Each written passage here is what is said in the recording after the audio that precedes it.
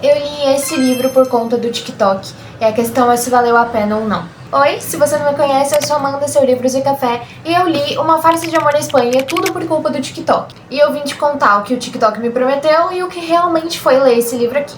Uma Farsa de Amor na Espanha conta a história da Lina, que é uma espanhola que mora em Nova York.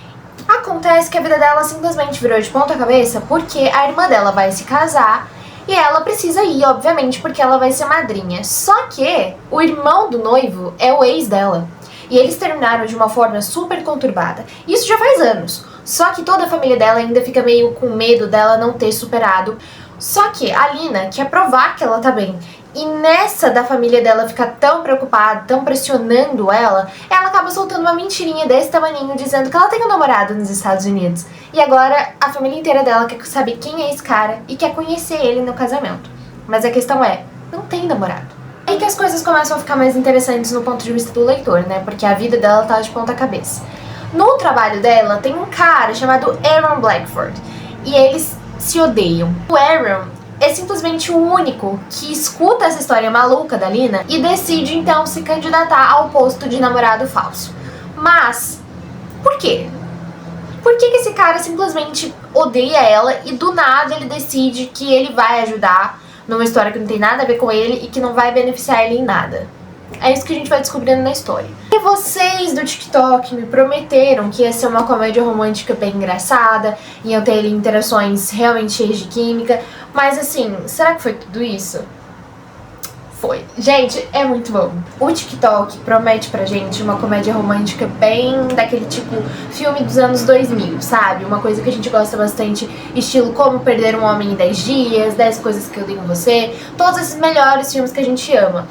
E sendo bem sincera, eu fui com uma expectativa alta, mas não tão alta assim. Quando eu li esse livro, eu tava numa ressaca literária absurda que eu não conseguia ler nada. E aí eu decidi pegar então uma comédia romântica porque eu pensei, nada melhor, não é mesmo? E quando eu comecei a ler, já fiquei assim, parece que eu tô ficando bem curiosa com essa história. Conforme as coisas foram acontecendo e a Lina e o Aaron foram se aproximando, porque assim, é a única saída que ela tem, eu fui pensando assim, esse Aaron não parece ser tão ruim assim fora do escritório. Ao mesmo tempo, a Lina dificulta as coisas ali porque ela não quer dar o braço a torcer. O Aaron parece que faz de tudo, ele se esforça pra ser o tal namorado falso da Lina.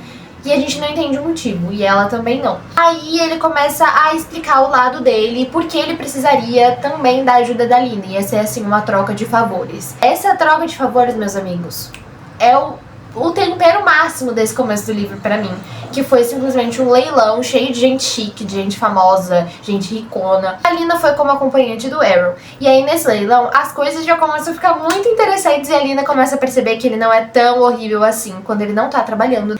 E esse livro também retrata questões importantes sobre o machismo dentro da empresa que a Lina trabalha, sobre os caras babaquíssimos que são ali colegas de trabalho dela e não enxergam o potencial que ela tem. Nessa, ela também tem uma pressão absurda que ela fica responsável por organizar um evento inteiro da empresa só pelo simples motivo dela ser a única mulher naquela sala. E dizem pra ela que ela, como mulher, ela deve ter naturalmente esses dons de organização e enfim, que ela precisaria então dar tudo de si nesse evento da empresa. Então ela tem isso na cabeça, tem a questão do Aaron e tem a questão da família dela e de como vai se encarar o ex depois de tanto tempo, ainda mais sabendo que o ex dela tá noivo.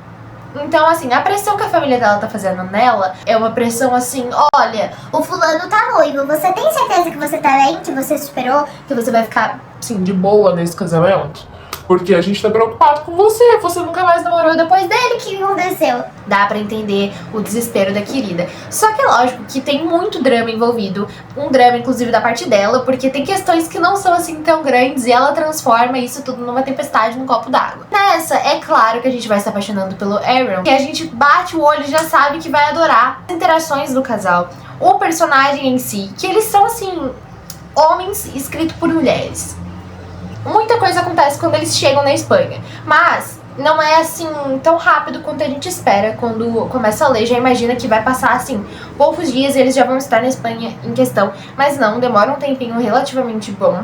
Mas quando eles chegam na Espanha, a gente tem mais interações ainda mais maravilhosas. E a gente conhece a família da Lina, vê como eles são, vê que realmente, assim, eles se preocupam com ela, um pouco em excesso, mas eles querem a felicidade dela e o bem-estar. Então a gente conhece a irmã dela, a gente conhece o ex dela, o cunhado, o pai, a mãe, todo mundo.